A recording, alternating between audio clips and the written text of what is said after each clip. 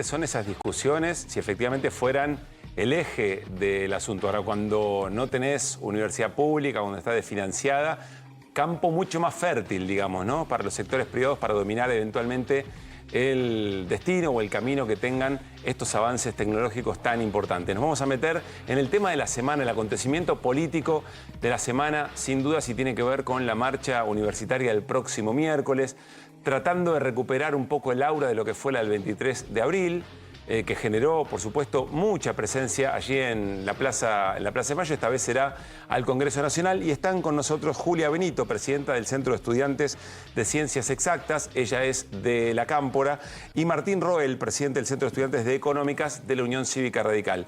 Julia, Martín, ¿cómo están? ¿Qué tal? Bienvenida, bienvenido. Gracias. Buenas noches. ¿Escucharon? Me imagino que sí. Al secretario de Educación Torrendel en las últimas horas tratando de, uno intuye, deslegitimar el reclamo universitario. Vamos a compartirlo nuevamente y a ver qué piensan presidente y presidenta del Centro de Estudiantes. Dale.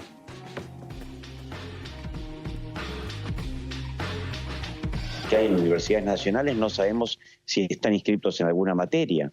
¿Cómo? O sea, ¿Cómo? Exacto, hay 600.000 alumnos en las universidades nacionales aproximadamente que no sabemos si están inscritos en alguna materia o no. Inventar alumnos es un tema que tiene más o menos 200 años.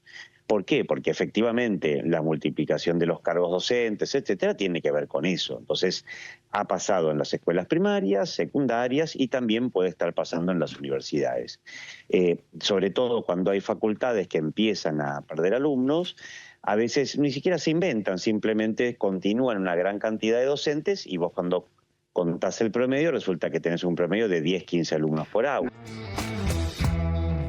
Sobre cómo era el sistema universitario hace 200 años, me parece que podemos perdonarlo al secretario de Educación. Pero Julia, ¿cómo se recibió esto a pocas horas de la marcha del miércoles? Me parece que es claramente un intento no solamente de provocación, sino también de ver cómo se ve a la comunidad de cara a esta marcha, ¿no? En un contexto en el que estamos recibiendo ataques continuamente y que tenemos que estar muy firmemente defendiendo nuestros derechos por sobre los cuales quieren avanzar, me parece que este tipo de cosas no solamente tiene que hacernos enojar, sino que tiene que motivarnos a hacer muchos más en las calles, porque evidentemente les da miedo, ¿no?, lo que podamos hacerles y esta presión en conjunto. Martín, ¿coincidís con que el gobierno está muy preocupado por la marcha del miércoles? Tal cual, coincido. Creo que bien lo decías vos al comienzo.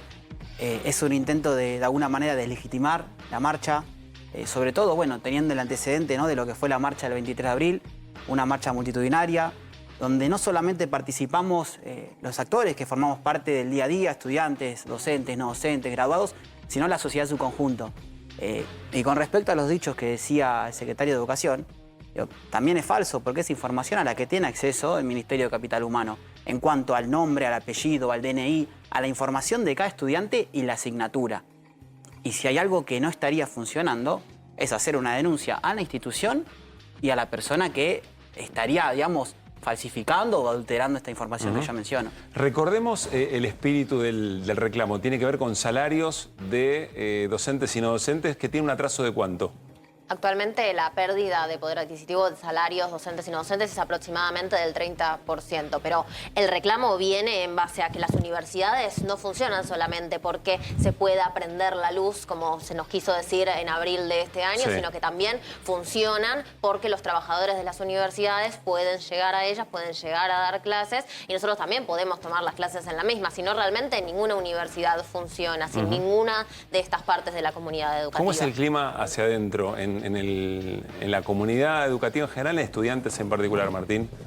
Bueno, yo agregando un poco también a lo que decía Julia, también la consigna de la marcha no es el ir a exigir que no se vete la ley, porque bueno, ya el mismo presidente anunció... Todavía no está el veto, ¿no? No está el veto. Todavía no sabemos nada. Sí, el presidente lo anunció varias veces que iba a vetar la ley. Yo creo que están un poquito ahí jugando con los números, analizando qué hacer. Pero más allá de eso, es también el pedirle al Congreso, a nuestros representantes, que defiendan la educación pública. ¿Por qué creen que todavía no vetó el gobierno? Pablo, si tenés información, dale también. ¿Por qué creen que no vetó todavía el presidente el proyecto? Y yo creo que hay un poco de un juego de estar hasta último momento, porque recordemos que tiene hasta el jueves, o sea, un día después de la marcha para vetarlo si así lo quisiese hacer, también para no seguir fomentando una marcha que tiene una clara consigna, que es que si hay veto, hay marcha. O sea, la comunidad en su conjunto es muy contundente que frente a esta actitud, que es francamente inconstitucional por parte del presidente nacional, la comunidad educativa no solamente la rechaza, sino que se va a movilizar contundentemente y va a reclamar por todo el presupuesto que todavía nos falta. No moviliza solo la comunidad universitaria, ¿no? ¿Hay otros sectores que están acompañando? Exactamente.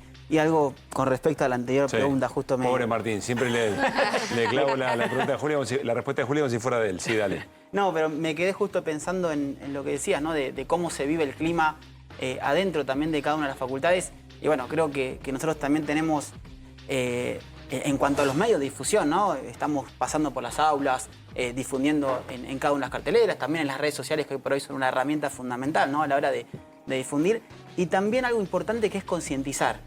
Concientizar, visibilizar la situación a la sociedad, que pasa en muchos casos, están confundidas porque piensan que lo que pasó en la marcha del 23 de abril, cuando el gobierno nacional, al ver esa convocatoria, esa masividad, decidió actualizar los gastos de funcionamiento, la sociedad pensó que se solucionó. Estaba resuelto el problema. Claro. ¿Y ahora qué reclaman? Claro, ese es un buen punto, Martín, porque uno imagina personas que están todos los días tratando de pagar las cuentas, organizar su vida familiar, y escucha que el secretario de Educación dice, bueno, en realidad están inflando los números y simulan estudiantes para aumentar el presupuesto.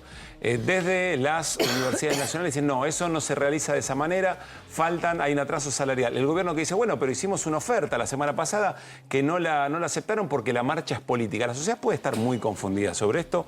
¿Cómo analizan eso ustedes? Yo creo que hay varios puntos de lo que mencionás. En primer lugar, que la oferta que se hizo es realmente una vergüenza, es un aumento que es mínimo respecto a los salarios y que de ninguna manera se acerca al reclamo salarial que están haciendo los trabajadores hoy de la universidad. Entonces, esto pesa muchísimo, pero también me parece que pesa que es un reclamo en conjunto de la sociedad. O sea, de la misma manera que en abril nos movilizamos más que las comunidades educativas, sino también las familias y también toda persona que piensa en algún momento que la educación pública funciona como una herramienta de ascenso social o como un sueño siquiera al cual todos deseamos no solamente nosotros acceder, sino nuestros hijos, nuestros familiares, de cada uno, que realmente se torna bastante imposible si pensamos que en algún momento estas universidades pueden dejar de tener el presupuesto para funcionar. Entonces el reclamo tiene que ser conjunto porque es una de las estrategias que hoy tiene el gobierno nacional, que es atacar a cada sector por separado, ¿no? Lo vemos también con los jubilados, lo vemos con la educación, lo vemos en todos los sectores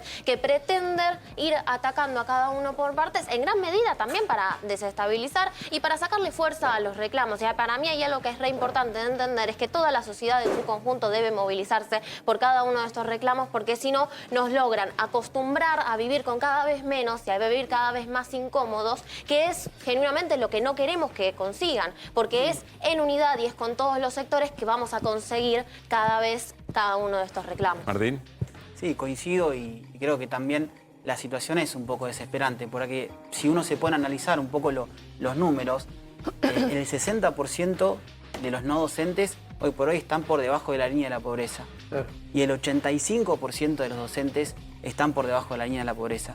Entonces, ¿a qué viene esta ley? Bueno, la ley de financiamiento universitario, a poder lograr esa recomposición salarial para los docentes y no docentes, pero como bien decías al comienzo, no solamente quedarnos con eso. Por eso también a la actualización de los fondos universitarios, mismo también a poder seguir invirtiendo en ciencia, en investigación. De hecho, los países más desarrollados invierten muchísimo en educación, justamente en educación pública, para poder progresar como país, para también poder desarrollarse como sociedad. Y es lo que también estamos pidiendo, ¿no? Y perdón, ¿y por qué piensan que está ese ataque tan directo, ¿no? a la ciencia, a la educación y a todo lo que tenga que ver con la construcción también del conocimiento? Bueno, si querés te respondo primero por lo de la ciencia y la educación. Esto lo venimos viendo desde que Milei asumió el gobierno, desde enero que estamos reclamando por la publicación de los órdenes de mérito, por la asignación de las becas CONICET. semana a semana, la verdad que las noticias que íbamos recibiendo en el sector fueron peores, hasta que hace poquito recibimos la noticia de que las becas agencia no van a estar más financiadas, por lo tanto las investigaciones, tanto las que se están realizando como las que van a realizarse, hoy no cuentan con presupuesto para funcionar. Esto es una situación sumamente preocupante y que también implica que todos los investigadores que hoy están haciendo ciencia en nuestro país o que también queremos hacerlo, no vemos un futuro. ¿Pero es desconocimiento de la gestión o es algo más? No, yo creo Julia, que es un plan sistemático que ya lo vimos, porque en gran medida lo que pretende sostener este déficit trucho, que no se gaste más de lo que se recauda, que es imposible de sostener, porque ¿cómo vas a recaudar si no estás invirtiendo en las investigaciones que te van a hacer ser un país desarrollado, con ciencia, que apueste también al desarrollo de lo nacional? Sin ir más lejos, en este país que tenemos tanta industria del agro, en la Facultad de Ciencias Exactas y Naturales se estuvo investigando para tener, las semillas resistentes a la sequía. Entonces, si vos tenés un problema que además afecta a todo el país y a toda tu economía, ¿cómo no estás investigando en cosas que podrían solucionarlo? ¿Hernán? Sí, los escuchaba un poco en esta, digamos, vinculación que hacían respecto del hecho del recorte o el veto a los jubilados y lo que tenía que ver también con la situación universitaria. Ahora, a todas luces, cuando se discutió la cuestión universitaria y hubo una movilización, el gobierno retrocedió, pero con los jubilados no, porque de hecho la movilización masiva fue mucho menos significativa. ¿Por qué creen? Pienso en sus compañeros. ¿Por qué tal vez se movilizan el miércoles, pero no se movilizan por los jubilados? Y a mí genuinamente, me respondo cortito y lo dejo responder. No, está bien. Genuinamente me preocupa, me parece que es una situación que como jóvenes tenemos que no solamente poder identificar, sino también poder revertir en gran medida, que es la del individualismo y la antipolítica y pensar que cada uno se va a salvar solo, que es realmente imposible de imaginar, sino que es mediante la organización colectiva que podemos salir adelante en cada uno de esos reclamos. A mí la verdad me apena mucho. Yo también me quedé con justo la respuesta ahí a la pregunta, que también soy conciso, creo que tiene que ver con una cuestión ideológica, ¿no? Porque está bien, si queremos déficit cero, uno sabe que uno no puede gastar más de lo que ingresa. Ahora, ¿a costa de qué? A costa del ajuste de los jubilados, a costa del ajuste de las universidades. Entonces, creo que ahí va la respuesta a lo que vos preguntabas. Y con respecto a lo que vos decías, sí, coincido con lo que decía Julia. Tiene que ser un reclamo colectivo y bueno, particularmente nosotros desde la Federación Universitaria de Buenos Aires marchamos, justamente cuando se trató. Y también pienso que, bueno, nosotros también como representantes de la comunidad estudiantil, a ella por ahí le pasa en exactas, también en económicas, de también dar esta difusión a lo que viene pasando por fuera de la facultad, ¿no? Con todas las problemáticas vinculadas a la realidad, claro. y que nos unamos en el reclamo con los jubilados, en el tema de las universidades. No, lo que va a ocurrir es que la movilización del miércoles, el tiempo va a empezar a correr el jueves, porque la decisión del gobierno es todavía vetar. Y ahí se va a empezar a definir a ver si efectivamente los 87 que le blindaron el veto de los jubilados, buena medida de eso se va a poner en dimensión el miércoles. Si vuelven a convertirse en héroes, digamos. Para saber además si esos 87 que estuvieron en esa instancia van a poder sostener ese nivel de acuerdo para la próxima instancia de un veto que hoy por hoy a mí me dicen que está firmado. Hay una diferencia con los plazos, porque hay que ver cuándo lo mandó el Congreso y a partir de ahí corren los 10 días. Alguien decía que era el 30, ahora dicen que es el jueves. La cuestión es que la decisión está, la dimensión política se va a terminar. Hasta donde vos sabés, el gobierno no está evaluando otra cosa que no sea el veto total. Por ahora no. Julia, Martín, muchas gracias por haber venido. Gracias a ustedes. Por favor. Que esté muy bien.